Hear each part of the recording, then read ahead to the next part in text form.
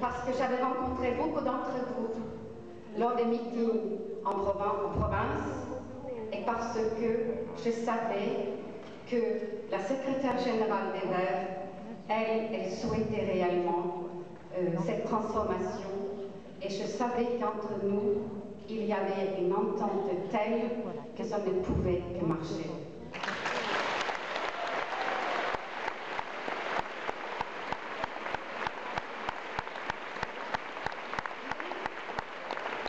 Il n'y avait que le Vert pour accomplir le chemin entre l'ancien statut et le nouveau. Et ça, c'est formidable, parce que c'est vous, vous l'avez réellement fait. Vous avez voulu ce renouveau, vous avez voulu ce rassemblement. Donc, merci à vous pour cet engagement et pour cet effort.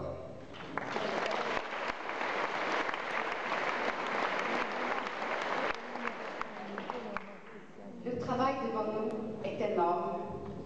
Construire l'autonomie de l'écologie politique sur tous ces aspects. Nous ne pouvons pas nous confondre avec les positions du Parti socialiste. Et on le voit dans tellement de choses.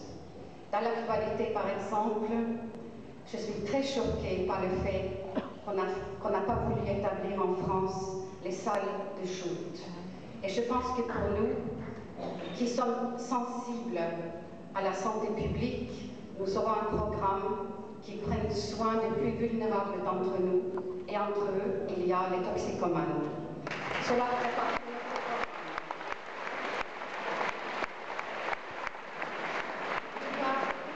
La question de retraite, avec le même aspect, nous nous opposons à l'approche purement comptable de la retraite, parce que tel que c'est fait aujourd'hui, on ne tient pas compte des très grandes inégalités qui existent dans notre pays, dans la répartition entre la rémunération du travail et le capital. Aussi longtemps qu'il n'y a pas la réforme globale de la répartition des plus-values produites, on ne peut pas réformer la retraite uniquement en augmentant l'âge de la retraite. Et comme nous sommes porteurs de la complexité du monde, nous travaillerons dans notre programme à établir une réforme de la retraite qui tient compte de tous les paramètres et qui permet une transition douce entre le travail et la retraite, avec une réduction progressive, par exemple, du temps de travail. On peut réduire d'abord d'une journée pour aboutir à ne travailler qu'une journée lorsqu'on est tard dans la carrière.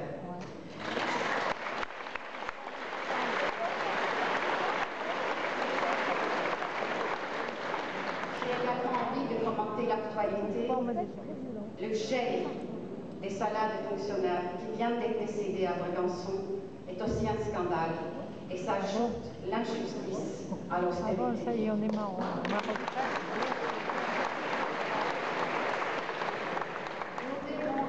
Nous, dans notre programme d'écologie politique, refonder les valeurs du pacte républicain.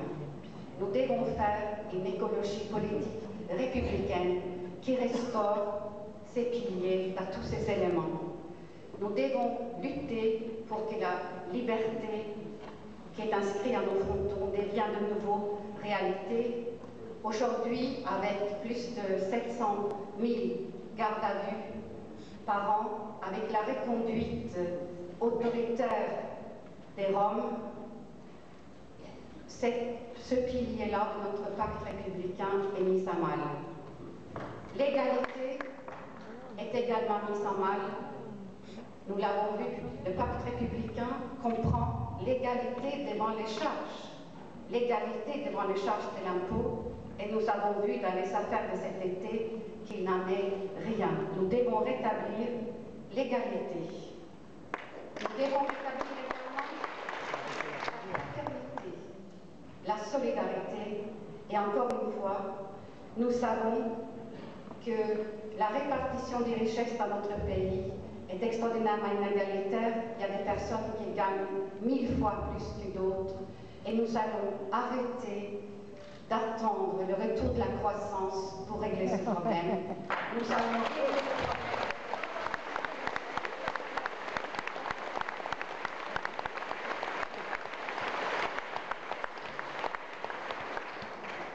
avec les moyens que nous avons aujourd'hui, parce que nous savons que la croissance ne reviendra que très faiblement et ne permettra pas de régler le problème des inégalités dans notre pays.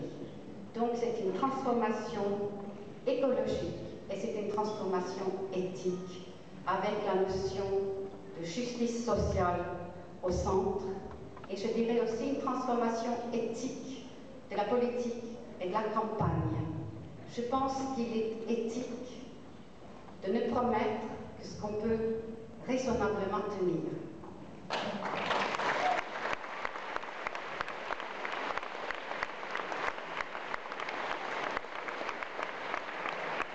Il faut chaud d'idée de refonder notre pacte républicain.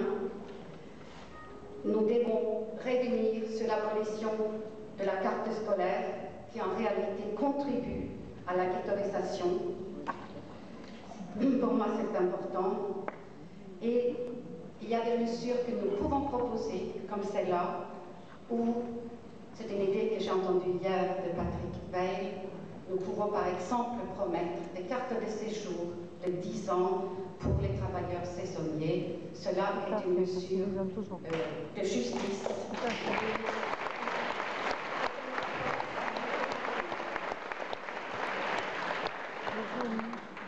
Donc je pense que nous devons célébrer le fait que nous avons fondé le 4e plus grand parti français. Nous mesurons le chemin qui est devant nous. Nous savons qu'il y a d'autres qui vont se joindre à nous pour partager nos valeurs.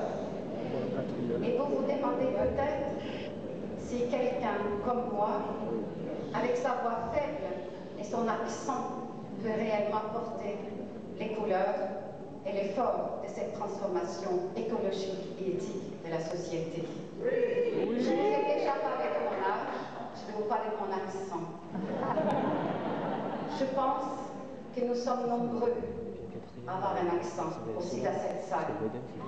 Il y a l'accent marseillais, il y a l'accent de Béthune, il y a l'accent de Strasbourg. Tous ces accents sont malvenus dans notre pays. Il y a l'accent des Roms, il y a l'accent italien. Et d'une certaine façon, je les représente aussi dans notre combat de transformation.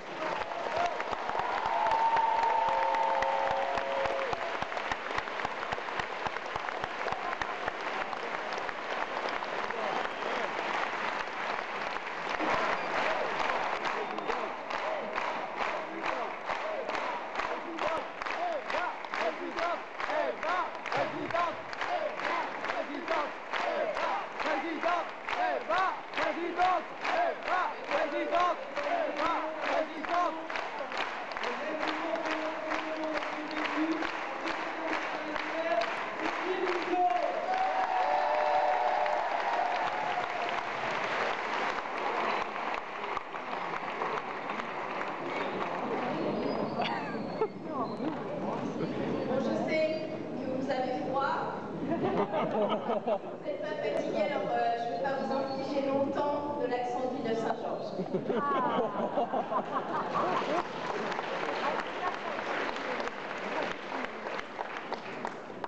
L'écologie à l'épreuve du pouvoir. Quand André, je crois, a eu l'idée de ce thème, tout le monde a accroché, parce qu'on sent bien que ça touche au plus profond nos interrogations du moment. Nos interrogations, parce que les écologistes se sont depuis toujours construits et sont même nés contre le pouvoir.